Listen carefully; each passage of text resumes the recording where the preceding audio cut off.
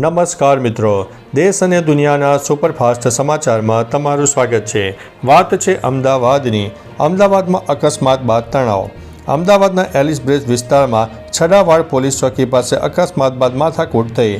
બે જૂથો વચ્ચે બોલાબાલી બાદ ઝઘડો થયો હતો। રાત્રે પોલીસ કોમ્બિંગ દરમિયાન આંબાવાડી અને ભુદરપુરા વિસ્તારમાં લોકો સામસામે આવી ગયા। પોલીસે તાત્કાલિક હસ્તક્ષેપ કરીને મામલો શાંત કર્યો અને વધુ કાર્યવાહી હાથ ધરી છે। ઘટનાથી વિસ્તારમાં તણાવનું વાતાવરણ સર્જાયું છે અને હાલ સ્થિતિ કાબૂમાં છે। મિત્રો, અન્ય મહત્વના સમાચારની વાત કરીએ તો જૂનો ફોન વેચનાર થઈ જાઓ સાવધાન। જૂનો સ્માર્ટફોન વેચતા કે ભેટ આપતા પહેલાં ફક્ત ફેક્ટરી રીસેટ કરવાથી ડેટા સંપૂર્ણપણે ડિલીટ થતું નથી। વિશિષ્ટ સોફ્ટવેર દ્વારા ફોટા, ચેટ્સ, બેંક વિગતો અને પાસવર્ડ પુનઃપ્રાપ્ત થઈ શકે છે। ખોટા હાથમાં ફોન જતાં બેન્કિંગ છેતરપિંડી, સોશિયલ મીડિયા હેકિંગ અને વ્યક્તિગત માહિતી લીક થવાની શક્યતા રહે છે। તેથી ફોન વેચતા પહેલાં ડેટા સુરક્ષિત રીતે ડિલીટ કરવા માટે વિશિષ્ટ એપ્લિકેશન કે ટૂલનો ઉપયોગ કરવો જોઈએ। મિત્રો, અન્ય મહત્વના સમાચારની વાત કરીએ તો શિષ્યવૃત્તિની કામગીરીમાં બેદરકારી। સુરતમાં શિષ્યવૃત્તિની કામગીરીમાં બેદરકારી સામે આવી છે, જેમાં 29 જેટલી સ્કૂલોમાં બેદરકારી સામે આવતા નોટિસ ફટકારવામાં આવી છે। જિલ્લા શિક્ષણ અધિકારીએ નોટિસ પાઠવીને 2 દિવસમાં ખુલાસો કરવા જણાવ્યું છે। આદિજાતિ વિકાસ કચેરીએ ટકોર કરી હતી। વિદ્યાર્થીઓની શિષ્યવૃત્તિ સાથે આવી બેદરકારી કેમ દાખવવામાં આવી તે હવે ખુલાસા બાદ જાણી શકાશે। મિત્રો, અન્ય મહત્વના સમાચારની વાત કરીએ તો સુરતમાં ત્રીજા દિવસે પણ ધોધમાર વરસાદ જોવા મળ્યો। સુરતમાં સતત ત્રીજા દિવસે મેઘરાજા મન મૂકીને વરસી ગયા। સુરતના અનેક વિસ્તારમાં વરસાદી માહોલ જામ્યો। હવામાન વિભાગની આગાહી વચ્ચે સુરતમાં મેઘમહેર જોવા મળી। પાંડેસરા, ખજોદમાં, અલથાણા, પાંડેસર, પીપલોદ, અઠવાલાઇન્સ, વરાછા, ડુમ્મસ, સિટીલાઇટ, ખટોદરા અને ઉધના વિસ્તારમાં ધોધમાર વરસાદ પડ્યો। વરસાદી પાણી રોડ પર ભરાતા વાહન ચાલકો હેરાન થઈ ગયા હતા। વરસાદી માહોલથી શહેરના વાતાવરણમાં ઠંડક પણ પ્રસરી છે। મિત્રો, અન્ય મહત્વના સમાચારની વાત કરીએ તો રેખાએ ફરી એકવાર બધાના દિલ જીતી લીધા। રેખાએ ફરી એકવાર પોતાના સ્ટાઇલ અને ડાન્સથી સૌનું દિલ જીતી લીધું છે।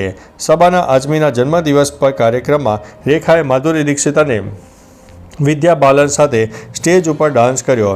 સોશિયલ મીડિયા પર વાયરલ થયેલા વિડીયોમાં રેખાની એનર્જી અને સ્ટાઇલને જોઈને ચાહકો આશ્ચર્યચકિત થઈ ગયા। 70 વર્ષની ઉંમરે પણ રેખાની ગ્રેસ અને અંદાજે કાર્યક્રમમાં ગ્લેમર ઉમેર્યું છે। ચાહકોએ રેખાના લુક અને ડાન્સને ખૂબ જ વખાણ્યા છે। મિત્રો, અન્ય મહત્વના સમાચારની વાત કરીએ તો મગફળી રજીસ્ટ્રેશન રદ થતાં ખેડૂતો પરેશાન બન્યા છે। સૌરાષ્ટ્રના ખેડૂતોને ટેકાના ભાવે મગફળીના રજીસ્ટ્રેશન રદ થયાના મેસેજ મળતા ચિંતા ફેલાઈ ગઈ છે। અનેક ગામોમાં ખેડૂતોએ વિરોધ નોંધાવ્યો છે। સરકારી અધિકારીઓએ સ્પષ્ટતા કરી છે કે આ મેસેજ ચકાસણીનો એક ભાગ છે અને ગભરાવાની જરૂર નથી। સેટેલાઇટ સર્વેમાં વાવેતર ન દેખાતા ખેડૂતોને આવા મેસેજ મળ્યા છે। ખેડૂતોએ કહ્યું કે આનાથી તેમને ખોટા ધક્કા ખાવા પડે છે અને સમયનો વ્યય થાય છે। મિત્રો, અન્ય મહત્વના સમાચારની વાત કરીએ તો દૂધ વેચીને કરોડપતિ બન્યા માનીબેન। બનાસકાંઠા જિલ્લાના માનીબેન મહિલા સશક્તિકરણનું અનોખું ઉદાહરણ છે। તેમણે વર્ષ 2024-25માં 1.94 કરોડનું 3,47,180 લીટર દૂધ વેચ્યું। હવે આ વર્ષે તેમનો લક્ષ્યાંક 3 કરોડ દૂધ વેચવાનો અને 100 ભેંસો ખરીદવાનો છે। માનીબેન પાસે 14 વર્ષ પહેલાં 12 ભેંસો હતી। હાલ 230 ભેંસો થઈ છે। માનીબેનને શ્રેષ્ઠ બનાસ લક્ષ્મી શ્રેણીમાં દ્વિતીય સ્થાન મળ્યું છે, જ્યારે નવલબેન 1.94 કરોડનું દૂધ ભરાવીને પહેલા સ્થાને જોવા મળ્યા છે। મિત્રો, અન્ય મહત્વના સમાચારની વાત કરીએ તો જામખંભાળિયામાં ખાડામાં ખાબકી ઇકો ગાડી। દેવભૂમિ દ્વારકામાં જામખંભાળિયામાં એક ગંભીર અકસ્માત સર્જાયો। આ અકસ્માતમાં કોઈ જાનહાનિ થઈ નથી। સલાયાથી ગોઈજ તરફ જતા આવતા કોઝવે પર સેવાળ જામી ગઈ હતી, જે કારણે ઇકો સ્લીપ થઈને ખાડામાં જતી રહી, કારણે જેસીબી દ્વારા ખાડીમાંથી બહાર કાઢવામાં આવી। આ પહેલાં પણ આ સ્થળે ઘણા અકસ્માતો થયા છે અને 2 લોકોએ જીવ પણ ગુમાવ્યા છે। અકસ્માતો થવા છતાં કાર્યવાહી ન થતાં સ્થાનિકોમાં રોષ જોવા મળ્યો છે। મિત્રો, અન્ય મહત્વના સમાચારની વાત કરીએ તો અમેરિકા તરફથી આવશે મોટા સમાચાર।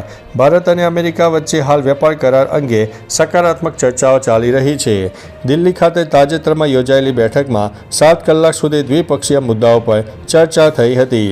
અપેક્ષા છે કે 8 થી 10 અઠવાડિયાઓમાં ટેરિફ મુદ્દા ઉકેલાઈ શકે છે। હાલ અમેરિકામાં ભારતીય નિકાસના 55% પર ઊંચો ટેરિફ લાગુ છે, જેમાં કાપડ, રસાયણો અને જ્વેલરી મુખ્ય છે। કરારથી નિકાસકારોને રાહત મળશે અને દ્વિપક્ષીય વેપારમાં વધારો થશે। મિત્રો, અન્ય મહત્વના સમાચારની વાત કરીએ તો સુરતમાં રત્ન કલાકારોના બાળકોની સ્કૂલ ફી મામલે મોટો વિવાદ. સુરત શહેરમાં રત્ન કલાકારોની બાળકોની સ્કૂલ ફીનો વિવાદ વકર્યો છે. કુલ 78,000 ફોર્મ ભરાયા છે. રત્ન કલાકારોના વિરોધ બાદ સુરત કલેક્ટર હરકતમાં આવ્યા છે. પ્રથમ રાઉન્ડમાં શિક્ષણ સહાયના 6,094 ફોર્મ મંજૂર થયા છે. આનાથી 6,368 બાળકોની 8 કરોડ જેટલી ફી સહાય ચૂકવવામાં આવશે. શાળામાં તબક્કાવાર સ્કૂલ ફી જમા કરાશે અને અન્ય 8,906 ફોર્મની કમિટી દ્વારા સ્ક્રુટિની રજૂઆત કરવામાં આવશે. મિત્રો, અન્ય મહત્વના સમાચારની વાત કરીએ તો રાજીનામા બાદ પહેલીવાર દેખાયા કેપી શર્મા ઓલી.